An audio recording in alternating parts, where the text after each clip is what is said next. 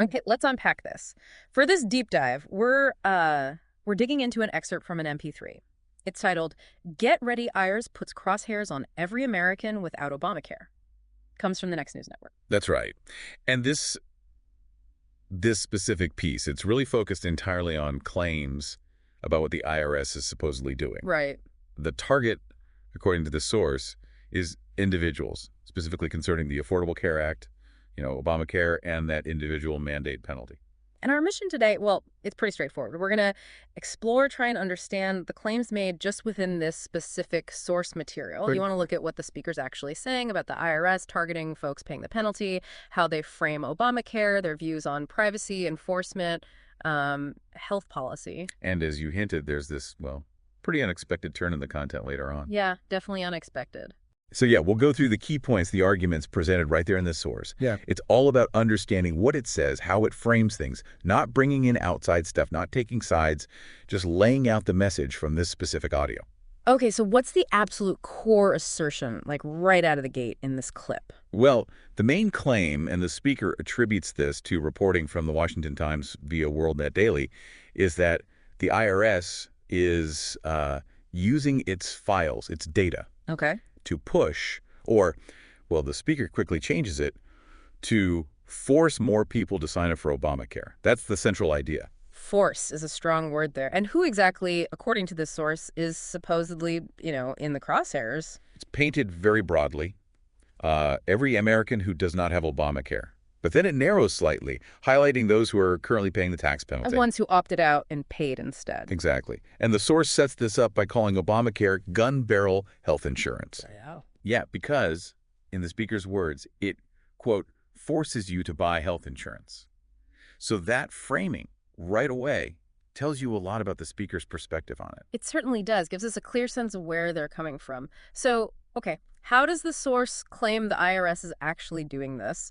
What's the alleged mechanism here? The specific action they talk about is the IRS sending out letters, just, letters in the mail. Right. And these letters are supposedly aimed right at those Americans who chose to pay the penalty instead of getting insurance coverage. And there was a timeline mentioned too, wasn't there, when these letters were expected? Yeah, the speaker says the letters will be sent at the beginning of next week, which, gives it a sense of immediacy, makes it sound like it's happening right now relative to when it was recorded, of course. Okay, so this kind of raises the question, and the source does get into this. Why, according to the speaker, are people paying the penalty anyway? Why not just get the insurance? Yeah, the source explains this as people doing a kind of cost-benefit analysis. Mm. The speaker claims that folks are just finding it's cheaper to go ahead and pay the penalty. Yeah. Cheaper than paying what they describe as thousands and thousands of dollars a month for premiums. That sounds like a lot. Well, that's the figure used. And it's especially for something the speaker adds they feel they don't need. Right. And how does the speaker interpret that choice? The decision to pay the penalty. What does that signify to them about the law itself? They're very explicit about it. They say people choosing the penalty shows why Obamacare is a dramatic failure. A failure because people aren't buying in. Basically, yeah. Their argument seems to be the law forces you to buy it, but look, people are finding it cheaper not to. Just pay the fine instead. So the core idea isn't working as intended in their view. Okay. And now, according to the source, the IRS is supposedly coming after those very people. Now, the source does mention a reason the IRS supposedly gives for sending these letters. What's that sort of official-sounding explanation? The source says the IRS claims the 2010 law requires them to inform people that they could do better by signing up. Okay, like a notification. Sounds like it, yeah. But the speaker presents it more like, pressure, a coercive thing. And there was also that IRS statement quoted, the one about privacy. How is that presented? Right. The source quotes the IRS directly. In keeping with our commitment to taxpayer confidentiality, we'll send the letters directly to the taxpayers.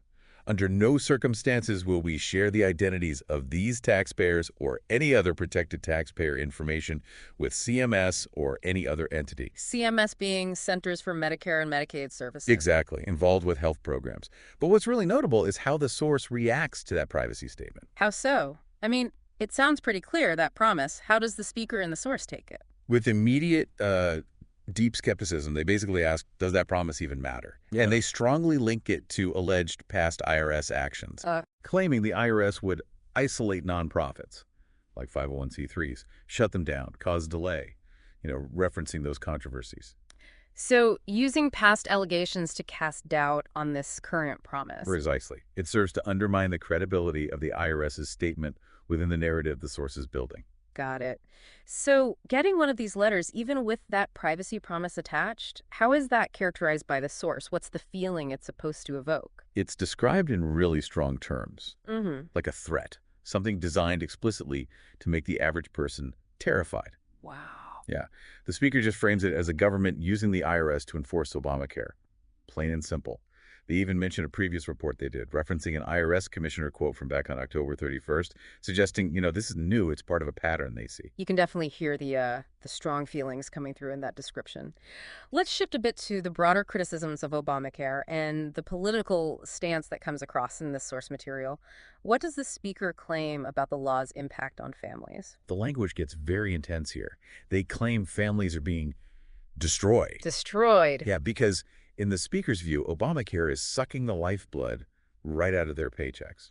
The argument is basically that the premiums are just unaffordable for ordinary people. And what specific problems with the policy does the speaker highlight to back that up? Well, high deductibles are mentioned specifically, described as being through the roof. Okay. And the speaker also emphasizes this feeling of being forced, coerced into paying massive premiums for coverage they feel they don't need. And then there's this link made Yes. to paying for the costs of, and this is the speaker's term, a lesser capable person who allegedly gets treated for free. That specific phrasing really captures a core part of their argument about perceived unfairness in the system. Right, that framing is very pointed. And it all leads up to a very, very clear political position in the source. No ambiguity there, I take it. What is the ultimate stance on Obamacare, according to this source? Oh, it's completely unambiguous. Yeah. The speaker flat out declares Obamacare has got to be shut down. Just shut down. Totally. They even say they're praying Donald Trump destroys Obamacare, every bit of it. There's like a brief aside that maybe Trump keeps the pre-existing conditions part, calls that smart. Okay. Maybe in a new version. But then that idea is immediately tossed aside. It's really about complete removal. So, digging into that perspective then, what's the final takeaway from the source on government's role in healthcare generally, based on all this? It's absolute. Get the government out of health insurance for once and for all. That's the call. No government involvement at all. None. The advocacy is just let free markets work. They explicitly reject repeal and replace. They want no government involvement, period. Yeah. In family medical decisions, they use the acronym GTFO. Okay, very strong language. Extremely. And the speaker even ends that whole section saying they're feeling triggered by the topic. Yeah. Which, really underscores the intense emotional connection they have to this issue as it's presented in the audio. Right. So we've gone through these claims about the IRS, the penalty rationale, privacy concerns, the enforcement angle, these really strong criticisms of the ACA, and this call for government to just completely exit healthcare. And now, well, this is where the source material takes a really abrupt, kind of weird turn. It really does. It's quite sudden. You go from this very heated, emotionally charged discussion about health policy, government power, personal finance, Yeah. straight into something totally different, a product promotion. A product promotion. Okay. What's the product being introduced right after all that? It's described as a tactical pen. A tactical pen. Okay. What features does the source highlight about this pen right after the healthcare commentary? Well, the speaker lists them off. It's got an LED light. It has a tungsten head. And they used to call it a diamond head, specifically for breaking windows, like in an emergency. Mm-hmm. It also has a blade, which they give this dramatic name, the Blade of Glory. Blade of glory. Yep, for cutting things, like seatbelts. And oh yeah, it's also a built-in pen, for signing things. And it's made of aircraft-grade aluminum. So durable. It's just toughness, yeah. Yeah.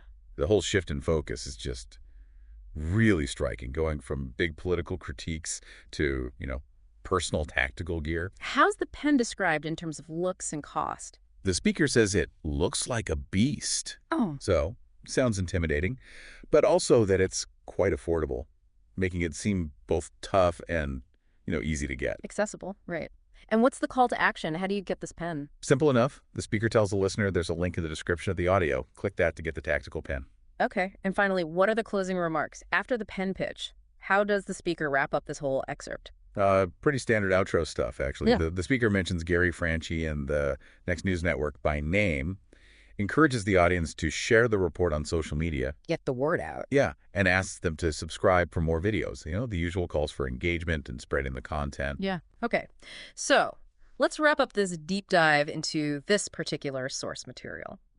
We've looked at the claims about potential IRS targeting of those paying the Obamacare penalty, Uh-huh. the reasons given for why people might choose that penalty, the speaker's take on government privacy and enforcement methods, those very strong criticisms of the ACA, the call for government out of healthcare entirely. And then, yeah, that really notable kind of jarring transition straight into promoting a tactical pen, all in the same segment. Right. And just to reiterate, our focus today was entirely on understanding the content within this specific MP3 excerpt. Exactly. The claims made, the way things were framed, the sequence of topics, just what was presented there. So, thinking about this source, it makes you wonder, doesn't it? How does that presentation style, mixing intense political talk, specific policy points, strong personal emotion, and then throwing in an unrelated product pitch, how does that maybe affect how you, the listener, receive the message, how you perceive it all? Definitely something worth mulling over.